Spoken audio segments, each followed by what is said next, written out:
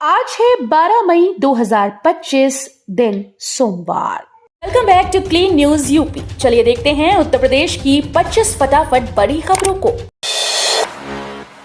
Operation सिंदूर में दिखी BrahMos missile की ताकत, नहीं देखी तो पाकिस्तानियों से पूछ लेना। उत्तर प्रदेश के मुख्यमंत्री योगी आदित्यनाथ ने रविवार को कहा कि ऑपरेशन सिंदूर के दौरान ब्रह्मोस मिसाइल के पराक्रम की झलक देखने को मिली थी और अगर ये काफी नहीं तो पाकिस्तानियों से इसके बारे में पूछना चाहिए। उन्होंने ये भी कहा कि आतंकवाद को कुचलने का समय आ गया है और इसके लिए पूरे देश को प्रधानमंत्री नरेंद्र मोदी के नेतृत्व में एकजुट होना होगा। BrahMos aerospace integration and testing facility के उद्घाटन समारोह में बोलते हुए आदित्यनाथ ने कहा कि ब्रह्मोस मिसाइल क्या होती है। आप लोगों ने ऑपरेशन सिंदूर के तहत इसके पराक्रम की एक झलक देखी है। नोएडा में जांची जाएगी पुरानी बिल्डिंग्स की मजबूती। नोएडा शहर की पुरानी बहुमंजिला इमारतों का स्ट्रक्चरल ऑडिट इस साल जुलाई से शुरू करने की तैयारी है। नोएडा प्राधिकरण ने इसके लिए निजी एजेंसीज को कंसल्ट के तौर पर पैनल में शामिल करने के लिए रिक्वेस्ट फॉर प्रपोजल जारी कर दिया है। नोएडा विकास प्राधिकरण के अधिकारियों ने बताया कि किसी सोसाइटी की एओए या बिल्डर की तरफ से स्ट्रक्चरल ऑडिट की मांग आने पर चयनित निजी एजेंसी वहां जाकर जांच करेगी। आगरा एनकाउंटर को लेकर आया था डीसीपी का बुलावा, नहीं पहुंचे दरोगा। उत्तर प्रदेश आगरा में लगातार हो रही वारदातों को लगाम लगाने के लिए आगरा पुलिस कमिश्नरेट की ओर से प्रयास किया जा रहा है। इसी दरमियान अधीनस्थ अधिकारियों की लापरवाही का मामला सामने आया। अधिकारी इतने लापरवाह हो गए कि सीनियर अधिकारियों के बुलावे पर भी मौके पर नहीं पहुंच रहे। ऐसे पुलिस अधिकारियों को सबक सिखाते हुए 6 दरोगाओं पर कार्रवाई का चाबुक चला है। हालांकि उन्हें सिर्फ लाइन हाजिर किया गया है। इनमें 3 चौकी प्रभारी और 3 थानों में तैनात दरोगा शामिल हैं। आतंकवाद कुत्ते की पूंछ सीधा नहीं होगा, सीएम योगी बोले, आतंकियों को उन्हीं की भाषा में जवाब मिलेगा।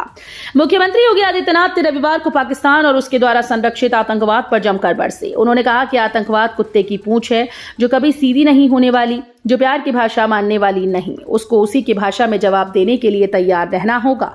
उत्तर प्रदेश डिफेंस कॉरिडोर के लखनऊ नोड पर BrahMos aerospace integration and testing facility के उद्घाटन के अवसर पर सीएम ने कहा कि इस दिशा में भारत ने ऑपरेशन सिंदूर के माध्यम से दुनिया को एक संदेश दे दिया है।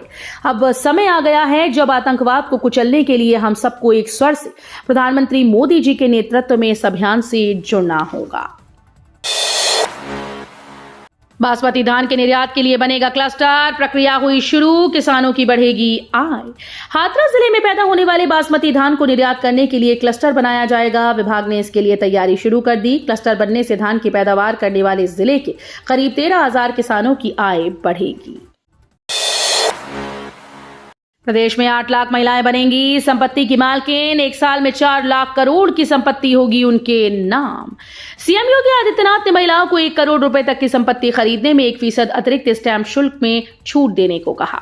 इसका लाभ कम से कम 8 लाख महिलाओं को मिलेगा। 1 करोड़ रुपए तक की रजिस्ट्री पर स्टैंप शुल्क में 1% छूट का फैसला प्रभावी होने के बाद महिलाओं के नाम संपत्ति का आंकड़ा तेजी से बढ़ने की उम्मीद है। अनुमान है कि 1 वर्ष में करीब 4 लाख करोड़ की संपत्ति महिलाओं के नाम दर्ज होंगी।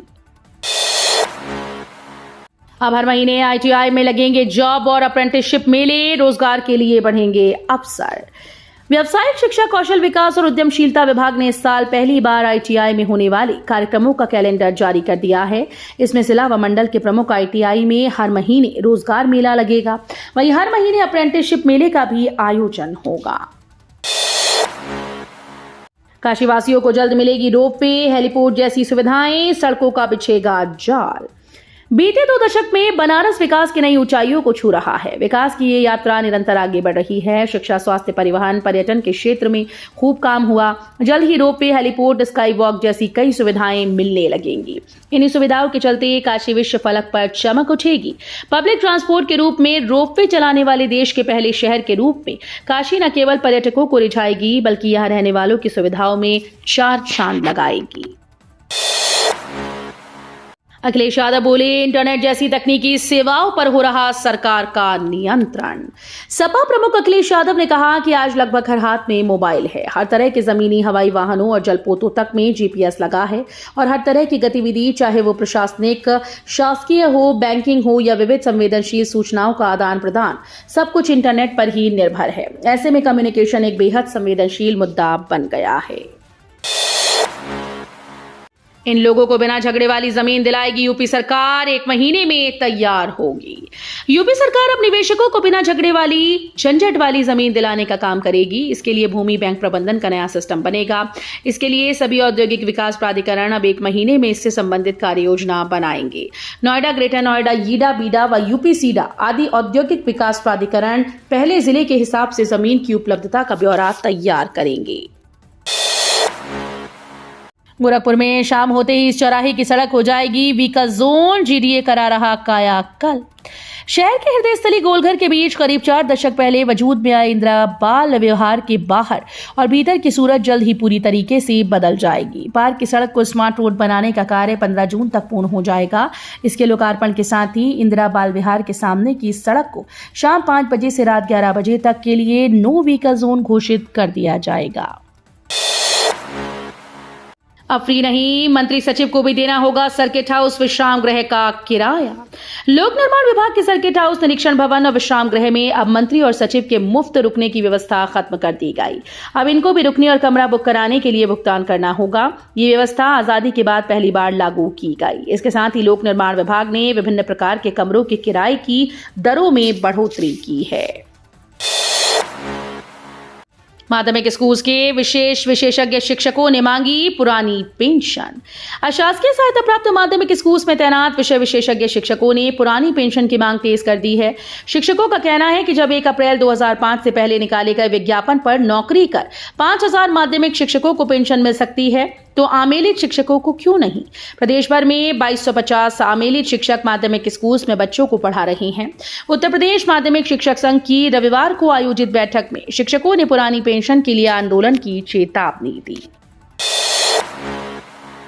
प्रदेश में डिफेंस सेक्टर में होगा 30,000 करोड़ का निवेश, 60,000 नौकरियों का होगा सृजन। मुख्यमंत्री योगी आदित्यनाथ ने कहा कि अब तक हमारे साथ डिफेंस एक्सपो के साथ ही देश और दुनिया के अलग अलग भागों से 57 MOU हो चुके हैं, जिनके माध्यम से करीब 30,000 करोड़ के निवेश सिर्फ डिफेंस सेक्टर से ही होने जा रहे हैं। हम करीब 60,000 नौजवानों की नौकरी के लक्ष्य पर आगे बढ़ रहे हैं। वो रविवार को राजधानी स्थित डिफेंस कॉरिडोर नोड में ब्रह्मोस एरोस्पेस इंटीग्रेशन और टेस्टिंग फैसिलिटी के शुभारंभ कार्यक्रम को संबोधित कर रहे थे। कश्मीर, पंजाब व शिमला की बुकिंग बंद, ट्रकों के थमे पहिए, नहीं आ पा रहे फल मेवे, 10 करोड़ का नुकसान। सीमा पर तनातनी से ट्रांसपोर्ट का कारोबार प्रभावित हो गया। ट्रांसपोर्ट नगर से जम्मू कश्मीर, पंजाब, शिमला रूट पर ट्रकों का आवागमन 15 दिनों से पूरी तरह से ठप्प है। इसमें 10 करोड़ रुपए के कारोबार का नुकसान हुआ। ट्रांसपोर्टर्स ने कश्मीर, पंजाब व शिमला की ओर जाने वाले माल की बुकिंग बंद कर दी है। ट्रांसपोर्ट नगर में 250 ट्रक खड़े कर चालक घर से चले गए। नहीं बढ़ाई जा रही है प्रदेश के माध्यमिक स्कूल की फीस, फर्जी शासनादेश का विभाग ने किया खंडन। प्रदेश के राजकीय व शासकीय सहायता प्राप्त माध्यमिक विद्यालयों में शुल्क वृद्धि का एक शासनादेश वायरल हो गया। संयुक्त सचिव नीलेश कुमार सिंह की ओर से 9 मई को जारी इस आदेश में विभिन्न प्रकार के शुल्क में 2 से 10 गुना वृद्धि की बात की गई थी। ये शुल्क कक्षा 9 से 12 के विद्यार्थियों से लिया जाना प्रस्तावित था। यूपी के लिए खुशखबरी, 8 साल में 80% उछला विदेश व्यापार। वैश्विक तनाव के बीच उत्तर प्रदेश ने विदेश व्यापार में काफी उछाल लाया है। दुनिया भर में प्रदेश के उत्पादों की डिमांड तेजी से बढ़ रही है। यही वजह है कि 8 साल में 80% तक यूपी का विदेश कारोबार उछला है। विशेषज्ञों का मानना है कि उथल पुथल और चुनौतियों के बीच प्रदेश के विदेश कारोबार का आगे बढ़ना बेहद सुखद है। यूपी में इन किसानों को नहीं मिलेगा योजना का लाभ, जारी होने वाली है 20वीं किश्त। फार्मर रजिस्ट्री न करने वाले 2.38 लाख किसान पीएम किसान सम्मान निधि के लाभ से वंचित हो सकते हैं। 15 मई के बाद से केंद्र सरकार पीएम किसान सम्मान निधि योजना के तहत 20वीं किश्त जारी करेगी। जिले में 5 लाख के सापेक्ष 2,62,000 किसानों ने फार्मर रजिस्ट्री कराई है, जो निर्धारित लक्ष्य के सापेक्ष 53% है। प्रयागराज कमिश्नर तरुण गाबा फिर बने लखनऊ रेंज के आईजी, 11 आईपीएस अफसरों के तबादले। यूपी शासन के निर्देश पर डीजीपी मुख्यालय ने रविवार को 11 आईपीएस अफसरों के कार्यक्षेत्र में फेरबदल कर दिया। प्रयागराज के पुलिस कमिश्नर तरुण गाबा को फिर से लखनऊ रेंज का आईजी बनाया गया। उल्लेखनीय है कि प्रयागराज का कमिश्नर बनने से पहले वो लखनऊ रेंज संभाल रहे थे। वहीं कानपुर रेंज के आईजी जोगिंदर कुमार को प्रयागराज का नया कमिश्नर बनाया गया है। 4 साल पहले बन गया ऑक्सीजन प्लांट, इमरजेंसी तक नहीं बिछी 100 मीटर पाइप। 4 साल में स्वास्थ्य विभाग ऑक्सीजन प्लांट से हाथरस जिला अस्पताल की इमरजेंसी तक करीब 100 मीटर की पाइपलाइन तक नहीं बिछा सका। इस कारण इस वार्ड में पाइप के जरिए ऑक्सीजन की आपूर्ति नहीं हो पा रही है। यहां भर्ती होने वाले मरीजों को सिलेंडर से ऑक्सीजन की आपूर्ति करनी पड़ रही है। यूपी के शहर में बिजली विभाग का एक्शन, चंद घंटों के अभियान में लगे 163 स्मार्ट मीटर। स्मार्ट मीटर लगाने की गति तेज करने और उपभोक्ताओं से बकाया जमा कराने के लिए बिजली निगम ने शनिवार को विद्युत नगरीय वितरण खंड द्वितीय श्री गोरखनाथ में अभियान चलाया। 20 टीम्स बनाकर अलग अलग क्षेत्रों में पहुंचे अभियंताओं व कर्मचारियों ने चंद घंटे में 163 स्मार्ट मीटर लगवा दिए। चोरी से बिजली का उपभोग की पुष्टि के बाद 2 के खिलाफ FIR दर्ज कराई गई। लखनऊ उन्नाव बेल्ट बनेगा प्रदेश का इंडस्ट्रियल हब, 25,000 करोड़ के निवेश का रास्ता खुला। लखनऊ उन्नाव के बीच नया औद्योगिक गठबंधन का रास्ता साफ हो गया है। अब स्थापना और औद्योगिक विकास विभाग लैंड बैंक का संकट दूर करने के लिए लखनऊ उन्नाव को इंडस्ट्रियल हब के रूप में विकसित करेगा। यूपीसीडा के मास्टर प्लान 2041 को सरकार की मंजूरी मिलने के बाद लॉजिस्टिक वेयरहाउस सहित तमाम उद्योगों के लिए निवेश की नई जमीन का रास्ता खुल गया है। वाराणसी प्रयागराज के बीच गंगा किनारे नया एक्सप्रेसवे, ट्रैफिक जाम से मिलेगी राहत। वाराणसी और प्रयागराज के बीच मौजूदा 6 लेन सड़क पर यातायात का दबाव दिन पर दिन बढ़ता जा रहा है। जाम से परेशान यात्रियों के लिए अब राहत की खबर है। सड़क परिवहन व राजमार्ग मंत्रालय ने भारतीय राष्ट्रीय राजमार्ग प्राधिकरण को एक ग्रीनफील्ड सड़क परियोजना तैयार करने का निर्देश दिया। मुरादाबाद के रामगंगा पुल पर मालगाड़ी 2 हिस्सों में बटी। मुरादाबाद में रविवार सुबह दिल्ली लखनऊ रेलवे लाइन पर चल रही एक मालगाड़ी रामगंगा नदी पुल पर पहुंचते ही 2 हिस्सों में बट गई। यह हादसा सुबह करीब 6 बजे कटघर थाना इलाके में हुआ। पुल पर अचानक डिब्बे अलग होने से रेल मार्ग पर अफरा तफरी मच गई। घटना देख राहगीर रुक गए और आसपास के लोग भी मौके पर जमा हो गए। जम्मू से यूपी आने वालों के लिए चलेंगी 2 और स्पेशल ट्रेन। 8,500 से अधिक पर्यटक अभी भी वहां। भारत पाकिस्तान के बीच बढ़ते तनाव के चलते जम्मू से लखनऊ व आसपास के जिलों में लौटने वाले ट्रेन की लंबी वेटिंग से परेशान हैं। 8,500 से अधिक यात्री वेटिंग में हैं। खास बात यह है कि विमान सेवाएं भी बंद होने से मुश्किलें और बढ़ गई। ऐसे में रेलवे प्रशासन स्पेशल ट्रेन चलाकर यात्रियों को राहत देगा। जम्मू कश्मीर के पहलगाम में हुए आतंकी हमले का मुंह तोड़ जवाब भारतीय फौज ने ऑपरेशन सिंदूर के जरिए दिया है। तो ये थी आज की 25 फटाफट बड़ी खबरें। अगर आपको न्यूज पसंद आई हो तो वीडियो को लाइक और शेयर जरूर करें। धन्यवाद।